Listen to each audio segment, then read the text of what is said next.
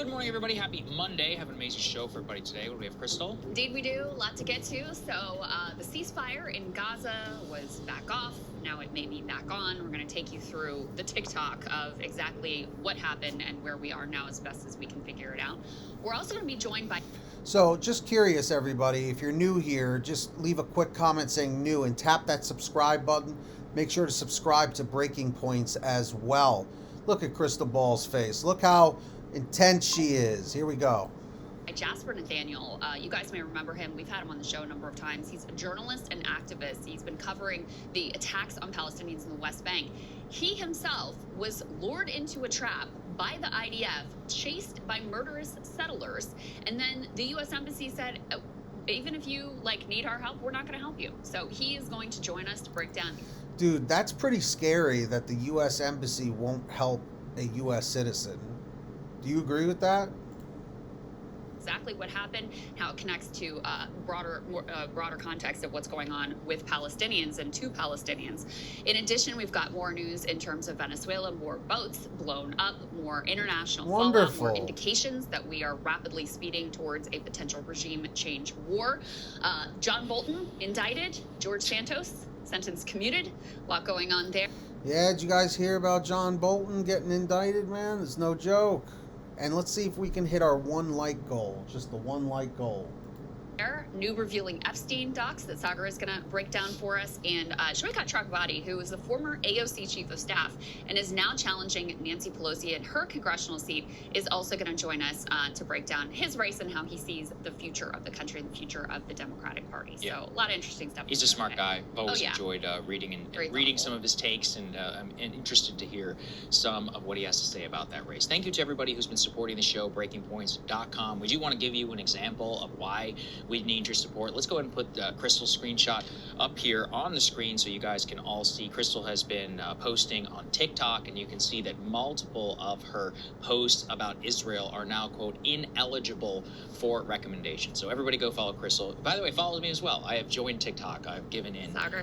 But do you see that, though, how things start getting censored, even on TikTok, how things don't want to get shared because maybe it's too touchy of a subject, you see?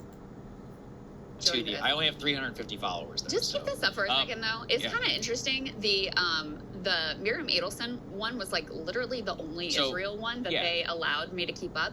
That Gavin Newsom one is literally just me throwing to the clip of Gavin Newsom being like, AIPAC, what's that? It's interesting. That's very why interesting. It's wild. Crazy. And so that one, and then 2 others that I did talking about the ceasefire deal, ineligible for recommendation.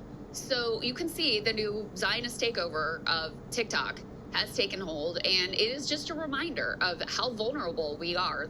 We rely on these big tech platforms, and it's not always a safe bet to do so. So that's why your support means a lot, because this is what we're dealing with. Crazy. Though. I mean, guys, censorship is censorship. I mean, it's 2025. People are gonna do what they want to do. We're alive today on YouTube. What I think we can all learn from this day, from the Spotify, from YouTube, no one's going to save you. If the government comes knocking on their door, or somebody does, this show, multiple other shows, if you're critical of Israel or the powers that be, we could be done in a day. The only thing that keeps us alive is all of you. So breakingpoints.com if you are able to help us out. Seriously, I mean, these are good reminders of just how quickly things can turn. So if you can't afford it, no worries. Please just hit subscribe on YouTube to our channel. And if you're listening to this on a podcast, please just send your favorite episode to a friend. The more organic growth we have their link in the description down below if you want to check it out, okay? Obviously it also helps in order to show people if there ever is some sort of censorship crackdown. Genuinely, you have no idea. And being in this business, this morning, for example, AWS had a complete meltdown on their servers. Multiple websites, services, and all these other things just crash. I mean, we live in a very, very centralized world. We do. Of single points of failure. It would be only 2 podcast platforms, Apple and Spotify, before we're dead. It would be on video. It would be YouTube, and then the entire recommendation algorithm is taken away. So anyway, look. I mean, hey, those are very, very true points. Note taken. look, we're not just talking for real. Like, we designed this business very intentionally to make sure that our subscribers are the one backbone that we can always rely on. So please, thank you very much if you can support us. BreakingPoints.com. All right, let's go ahead and get to the Israel ceasefire and who the hell even knows what's going on. I want to hear about the John really Bolton is, thing, like, too. Totally shocking, I think, whenever we break down everything that has happened with the lead up to the ceasefire. It also really vindicates a lot of the people who are like, hey, just hold on a second before we're all celebrating. We celebrate. How about this? We celebrate the release of the hostages, which actually did happen. The rest of it, wait and see. Yeah, exactly. So on Saturday, I'm just going to take you through the timeline of what transpired and brought us to this present moment, which is... Dude, the hostage situation has been... It just feels like a nightmare. It really does for everyone involved. It's terrible. Rife with a lot of uncertainty, as it has been from the beginning. Let's go ahead and put A1 up on the screen. So Saturday at some point, we get this news from Barak Ravid, official stenographer of the U.S. government and the Israeli government. He says, according to the State Department, the U.S. has informed the guarantor nations of the Gaza peace agreement of credible reports indicating an imminent ceasefire violation by Hamas against the people of Gaza. This planned attack against Palestinian civilians would constitute a direct and grave violation of the ceasefire agreement and undermine the significant progress achieved through mediation efforts. The guarantors demand Hamas uphold its obligation under the ceasefire terms. Should Hamas proceed with this attack, measures will be taken to protect the people of Gaza and protect the integrity of this. Well, now my question is, what measures exactly are going to be taken, Because look at all the insanity that's been going on in the United States, let alone Gaza and Israel and all of this. What do you think? Let me know in the comments, and let's see if we can hit the one-like goal. Ceasefire, the U.S. and other guarantors remain resolute in our commitment to ensuring the safety of civilians, maintaining calm on the ground, and advancing peace and prosperity for the people of Gaza and the region as a whole. So anyone who's been covering this looks at that and is like, oh boy, right, here we go. They are giving Israel basically cover to violate the ceasefire agreement. You will also know, if you've been watching this closely, that Israel has been violating the ceasefire agreement effectively since that agreement went into effect. More on that in a moment. Okay. Then we see, let's put A2 up on the screen. There was some incident that occurred, okay? And initially there was a lot of confusion about who killed who and what exactly happened. Dude, why does it look like these two guys right here? Why does it look like they're laughing? Do you see that? Do you see exactly what I'm seeing? Like, this guy's freaking out. Those people are freaking out. But these two guys, this guy's on the phone with somebody, and they look like they're laughing. How is that possible? Got some clarity on that. I'll get to that in a moment. But in response to this incident, Israel begins bombing Gaza in what they describe here as a major ceasefire violation. Heavy Israeli bombing rocked the Gaza Strip on Sunday, they write, killing at least 15 Palestinians in a major violation of the ceasefire. More than 100 airstrikes were reported in Rafah and Khan Yunis in the south, Jabalia in the north, and parts of central Gaza. Among the sites hit were a cafe, a mobile phone charging station, a group of journalists, and a house sheltering displaced people. Dude. The Israeli military said the strikes were in response to an alleged attack by Palestinians on its troops in southern Rafah involving a rocket-propelled grenade and sniper fire. A rocket-propelled grenade? If a rocket wasn't bad enough. Grenade? Everybody comment grenade if you're still watching. Thank you for still watching. Israel's Channel 12 furthermore said political leadership has also decided to halt the entry of humanitarian aid into Gaza until further notice. So we have Israel bombing throughout the Strip, the south central part of the Strip and the northern part of the Strip, saying they're going to cut off all aid. Okay, that was, again, another key part of the ceasefire agreement, was at least 600 trucks will be entering per day. And they said at this point, we're also not going to open the Rafah border crossing, which I don't think that they've opened to this point anyway. Go ahead and put A4 up on the screen, because Ryan and actually also Sagar were able to get the news of what this incident actually was. So Ryan writes here, soon after the explosion in Rafah. Now, did you see this tweet from Ryan Grimm earlier, before they spoke about this? Because the explosion in Rafah over here is something else. but I'm told by a source familiar, the White House and Pentagon knew that the incident that, again, the Israelis were using as a pretext to do an all-out, once again, assault on the Gaza Strip, that this was caused by an Israeli settler bulldozer running over an unexploded ordnance, contradicting Netanyahu's claim that Hamas had popped up from tunnels after Netanyahu said he was blocking all aid from entering Gaza in response and unleashed a bombing campaign the administration conveyed to Israel. They know what happened. Netanyahu then announced he would reopen the crossings in a few hours. Wow. So, Sagar, the long and short of that is, again, their bulldozer ran over one of their unexploded ordnances. So they basically blew themselves up. Right, I was just about to say, it sounds like that's exactly what happened, that they blew themselves up. Dude, are you for real? With a bulldozer?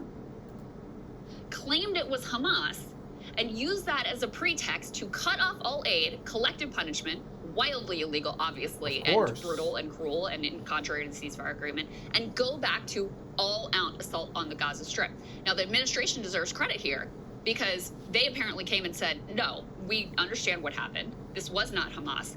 And you were going to, we're going to go back to the ceasefire. The ceasefire is going to be enforced. Now, they only get so much credit because Israel's already violated the ceasefire literally roughly 50 times. But as best we can tell, that is the chain of events. And it underscores how Israel wants to go back to the genocide. And I just got to know in the comments section, are you for Israel? Are you for Palestine? Put it in the comments and tell me why. This thing is incredibly, incredibly fragile. It requires constant vigilance from this administration to keep it even approximating being on the rails. Which is the issue. That's the thing. That is the issue. So Trump is in one of his moods where he wants peace, which is good. Listen, I'll take it. It's one of those. Apparently, he berated Zelensky in a meeting for over 2.5 hours and said, honestly, man, feel how you want about politics, but peace is what we need all the time. I mean, isn't it obvious? listen, man, you're either going to lose, you're going to have to give up, and decided not to give him long-range missiles. That seems to be the mood that he's in on Friday. We'll see how it lasts until Sunday. But what the Israelis are banking on is eventually we'll get away with this. And I think they're right. I mean, it's one of those where consider the amount of management that it's going to take on the U.S. side to have to debunk every Israeli claim. Or, like, for example, is every single time that the Israelis want to restart it, are we just going to have to put Jared Kushner and Steve Witkoff on a plane, which they are right now, if anybody's wondering. They're left Miami and are on their way to Israel to try and to solidify the ceasefire. The amount of... Did you guys know about that? That they were on the way to Israel to try and cease the ceasefire? Did you know about that? Attention that this is going to take, not just from the low level, but from the very top of the administration, because the only person that can actually stop Netanyahu is Trump himself. So you have to elevate it through the interagency process, send it up to Trump. There's just no way. We know this White House. There's no way that they... Do you think that Trump can settle this with Netanyahu? Let me know in the comments.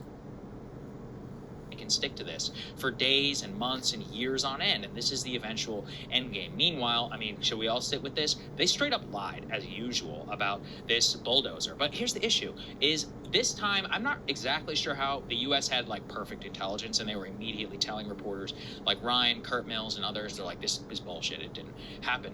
What about when it's ambiguous? We have no idea. Or what about when Hamas genuinely does, like, I mean, they are on a campaign of retribution. Like, we already saw Israel trying to use that as a reason to break the ceasefire. I want to sit with that because that was kind of the original parts of the ceasefire violation. If we look to the very top, some of the things that the State Department had said, they said, quote, a planned attack against Palestinian civilians would constitute a direct and grave violation of the ceasefire, which is incredibly ironic considering what the Israelis have done to Palestinian civilians. Let's sit with what Trump himself said. I was just going to say, the irony is very, very strong with that one, for sure. Let me know what you think. Which Ryan and I covered on our show last Wednesday. Trump endorsed Hamas retribution. He said, I don't have a problem with it, to be honest with you, because they were killing, I mean, according to them, nobody really knows, but they were killing people who were either, quote, collaborators or people who killed children for food and sold it on the black market. Yeah. I think Trump also just got no like villains. Gangs and was... I mean, dude, you got to live in such a terrible place that you have to involve children like that. You know you're doing life wrong if that's the way things are. And I feel terrible for those people that are in those living conditions. It's like, oh, of course you got to get get after rid the of them. gangs. Get rid of them. I mean, listen, in the absence of law and order, somebody has to fill the void. So for Hamas, this gets to a much bigger thing, which my original take had been before the Israeli lie had been, who is going to govern Gaza? And when I say govern, I'm not even talking about the high-level political entity. True governance starts at the street level. If you were a looter and you sold food on the black market, well, somebody has to deal with you. Yeah. Right now, the only person is Hamas. Who are the troops that are going to enforce that? You said you want them to lay down their weapons. They have ruled that place for, 18, 19 years now, almost at this time. Yeah. There is no police or other governed authority. So if the solution is de-Baathification, like we did in Iraq, we take all the weapons away, civil war, chaos, which is exactly what they're advocating. I was going to say, dude, that sounds like civil war insanity, okay? That was the first thing that came to mind as soon as he said that. And guys, if you can, hit that like button. We're just trying to hit the 1 like goal. Thank you so much. Very grateful for you all. For. They're like, Hamas, you have to unilaterally disarm. Meanwhile, the pro-Israel gangs get to keep their weapons. Mm-hmm. Well, what do you think is going to happen? Then they're going to go and they're going to kill everybody. Right. And then who's going to defend them? So, of course, they're going to come up, rise. So without a centralized governing authority and a literal occupation by the United States, the UAE, or Saudi Arabia, this is the end state, which we've all desired. And it's not one that I think that people are going to put up with. Because in a lot of ways, it all starts now. Like the war, as horrible as it was, the actual next step starts today with the political civilian administration of the Gaza Strip. And so the demand that Hamas not carry out. I do get what he's saying about who's going to quote-unquote govern the streets at the street level. Do you guys get what he's saying? It makes sense. I definitely follow that. It's law and order executions or whatever, has to be then replaced by some sort of central figure, some sort of central-backed legitimate authority, or you're going to have Iraq and Afghanistan all over again, which are already on the road to. And then same with the Israelis. They're legitimately, I think, going to be able to claim chaos and attacks on them because nobody can stop it. Nobody's going to say, oh, you don't carry out attacks on... No one's going to go and arrest somebody who's going to go and attack Israel, right? So the vacuum, the same terrorist vacuum that created ISIS, that created Al-Qaeda in Iraq, that created, the entire story of Afghanistan is about to play out again. I actually think it's going to be, frankly, just as disastrous because you not only have a bombed out place, you have 1.7, 1.8 million people, whoever is left, is alive that are desperate for anything. People... I can't even imagine the desperation that those poor people are going through. Listen, I don't care what your political stance is. The fact is, human beings are human beings, okay? And there must be some empathy there. In those sorts of desperate straits, they'll go along with, the most radical party. Yeah, if they can stop shooting and looting, that's how the Taliban rose to power in the 1990s. Right. So I see a lot of dangers. I see a lot of dangers ahead inside of Gaza. And it's just so clear. If you had any doubt that the Israelis didn't want to just find any excuse at any point to get back to all-out war, I think that should be completely dispelled. At first you had, this flap over, oh, they're not getting us the remains of the hostages quickly enough. Even though in the ceasefire deal, everyone understood this is going to be very difficult. And by the way, the Israelis are blocking any heavy equipment, earth-moving equipment, to be able to dig out anything from the rubble. So how are you supposed to pull this off? So that's the first thing that they try. Oh, Hamas is violating the ceasefire in that way, again, as an excuse so that they can get back to their all-out war. Then you have the, suddenly they care so much about Palestinian civilian life, and they're just appalled at what Hamas is doing in the streets and the campaign of retribution. Then you have whatever this thing was with the bulldozer, and it's really interesting to me too, Sagar, that the State Department had some sort of a warning of an imminent ceasefire violation. It's interesting that they keep bringing up the situation with the bulldozer, because the bulldozer is really what the central focus of all of this is really about here, okay? And then they use this bulldozer thing as a pretext where they just literally like blew themselves up with their own ordnance, unexploded ordnance, lie about it, get caught. And so, this administration has to come in and enforce. And what the Israelis do and what they have been doing, let's put A3 up on the screen. Again, this was before this bulldozer situation. Right. The Israeli army had already committed 47 violations of the ceasefire, killing 38 people, wounding another 143. One of those instances, they killed 11 members of a Palestinian family, deadliest single violation of the ceasefire that took effect at that point 8 days ago. Among them were 7 children that were killed in that attack. So you know what they do. And they're doing the same thing in Lebanon. They see what they can. It is absolutely insane to know how many families, children, women are being impacted from this, lives being lost over so much hate. We have just too much hate in this world. We really do. Get away with. They keep pushing the envelope, and Right. so they went a little too far with this bulldozer bullshit. They got checked a little bit. But they're going to keep trying, keep pushing. And that's why, forget about phase 2 and governance and reconstruction and all of that is so far off. And they are so far at odds from any shared vision between, the U.S., the Palestinians, and Israel. But even just maintaining this very new ceasefire feels increasingly, I don't want to say impossible, but extraordinarily difficult. It's look, I mean, I would say impossible in the long run, just considering U.S. policy with Israel. It just seems, frankly, like so difficult. I'll read. I will give him that. It's definitely, if not impossible, it's next to. Okay, certainly extremely difficult. You another quote just from yesterday, Israeli television from Ben Gvir, quote, "Now we have received the hostages. We must return to war and open the gates of hell upon Gaza." That's the National Security Advisor. Wonderful. Okay? Smotrich said what? He said, we will have Jewish settlement inside. Open the gates of hell. Really? Of Gaza. Let's sit with the reality of all this. And how are they going to react when it's increasingly clear Hamas is just back in charge? Because who else is going to be in charge? Which is they're the only ones who have the capability to govern. It's like a horseshoe moment with the Israeli right wing where they're like, well, wait, we can't. The whole point of the war was to say Hamas is no longer in charge. And then for many of us to be like, yeah, that was an impossible goal. But they're like, no, but we have to continue the war.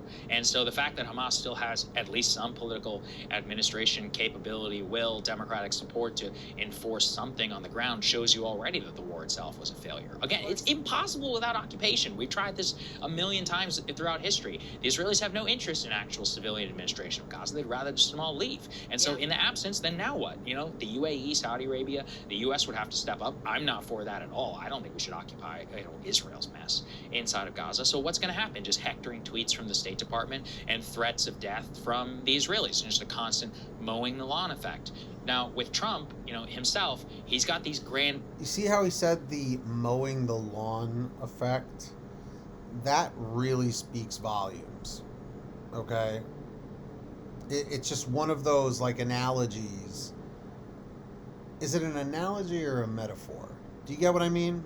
It speaks volumes, for sure. Plan. So here was his most recent interview with Maria Bartiromo over on Fox News about his plan for Gaza. Let's take a listen. Could be developed, and you said you wanted to develop it. Well, do you have plans for that? Not me as an individual. The U.S. I liked it as Freedom Place. You call it Freedom Place, and we would get all of the people that live there into decent homes throughout the region. If you look, Egypt has a lot of land. Jordan has a lot of land. Right next door. A lot of countries have a lot of land. So I had an initial vision that... Someone keep count. How many times did Trump just say a lot of land? I want to say 4. Am I right? We would get them... Look at Gaza. I mean, there's nothing standing. The whole thing it's all rubble. So it's not too hard to top that. So he says, Freedom Place, you could call it. Again, Not possible. You need full-blown occupation. You need a U.S. administration of Japan, of Germany, and those are the only two successful ones. Not every recent experiment that we have done, it didn't work. The likely modal outcome in the Middle East is we destroy a regime, we decimate and immiserate the population, and then we have a long experiment where we try to impose something, and then eventually the most radical element inside of that society will probably rise to the top, very top. Yeah. So congratulations. Well, and as someone who's opposed to immigration and really makes a lot of his politics around that, he sure does like to create migration crises. So pushing millions of people, whoever remains in the Gaza Strip, out of Gaza. I mean, it's just, and the phase 2 of this, I don't even... Like, it's insane just to know that all of those people are just either gone or are no longer able to even stay in Gaza because it's just in ruins. It's a very tough pill to swallow. You know what I mean? It's really not even worth bothering to talk about, to be honest with you, because it's so preposterous. Tony Blair and Trump's the head of the board, and no, Palestinians will be able to stay, but then here's the president again being like, no, they're going to leave. They're going to have great homes in other countries. Where? I don't know. They've got room in Egypt, surely. Egypt has its own major political issues, by the way, major economic issues. Yeah. Like, they're not super keen on absorbing a population that is destitute and completely and thoroughly traumatized. Like, every single individual in Gaza is going to need so much care and assistance to get them back to being able to function in society. I mean, it's just insane what's been done to these people. You can't even wrap your head around it, let alone the children, the medical care, right. The lack of nutrition, the amputations. And so not only is it, a difficult situation when you have amputations, okay? Just let that process a bit. Amputations, okay, from explosions and just absolute tragedy. Migration crisis anyway, but then you have this incredibly traumatized, population suffering from all these healthcare. Anyway, right. The whole thing is insane. Like, there's no contemplating of what this could look like in any way that's going to be livable for Palestinians, let alone just. The Israelis have no interest in doing anything other than complete war and ethnic cleansing until there's nothing left, because at this point, that's what they see as a final solution. Like, that is on the table, and not just for far-right total psychos. That has become a far more acceptable endpoint for a broad swath of the Israeli population. And that's what this administration, they will have to be so focused and committed and willing to use all the levers that they have to force some sort of an outcome on the Israelis. And right. Yeah, it's hard to imagine. It's theoretically possible. It is hard to it is very hard to imagine, Crystal. Okay? Because it's like nothing ever really turns out exactly how you want it. Let's just put it that way. Don't personally see it as look at Ukraine. Zelensky comes to the Oval. We berate him. It looks like the war is going to end. We finally get Putin's summit. Right. Then afterwards, we have this grand meeting of all the Europeans. Nothing comes of it. Nothing happens. Absolutely nothing changes on the battlefield. Trump gets mad at Putin, says, I'm going to give you the Ukrainians long-range missiles. So that's where we're ending up. He actually even said maybe Ukraine can take back all of Crimea. So that's where we were. Then Ukraine, Zelensky comes to Washington, and this is all from behind the scenes reporting. We're not exactly sure. Probably most of it leaked from the Ukrainian side. Trump berates him for 2 hours, has a phone call with Putin, and says, why don't you just take all of Putin's terms? So we're back. I don't know which way we went. Now imagine being on the Israel side, right? If you're the Hamas people, yeah, you took the deal. These hostages are gone. But the incentive side on Israel is now, they don't even have to care to pretend about the hostages. That's right. Anymore. And the ceasefire has been 10 days? Yeah. And they've tried to break. It's been 10 days with the ceasefire already. Can you believe how quickly that went by? Crazy. Break it 3 times. Seriously tried to break it 3 times. How is this going to last for 2 years, 3 years, 5 years, 10? And Israel still controls 53% of the Gaza Strip. So, and then, so that's more than half. Problem that I talked about, literal, law enforcement. And yes, it's great that aid is going to be there. Eventually, somebody's going to beat somebody up for something. Who's going to do anything about that? Right. You're going to have cops? No, you're going to call somebody, and they're going to have rise of gang violence. That's what happens in these scenarios. Unfortunately, we've played it over and over and over again. You don't even. So please, guys, let me know what your thoughts are on this. Where do you think things are going to go and end up, you know, in the next 7 days or so? Let me know your thoughts in the comments. If you love what you see here, if you wouldn't mind hitting that free like button. Let's see if we can get just one like on this video, just one subscriber and one comment. And until next time, keep watching that stuff with the news and politics, and we're going to keep bringing it to you, and we're going to keep reacting to it. All right, check out Breaking Points, links in the description. Take care, guys.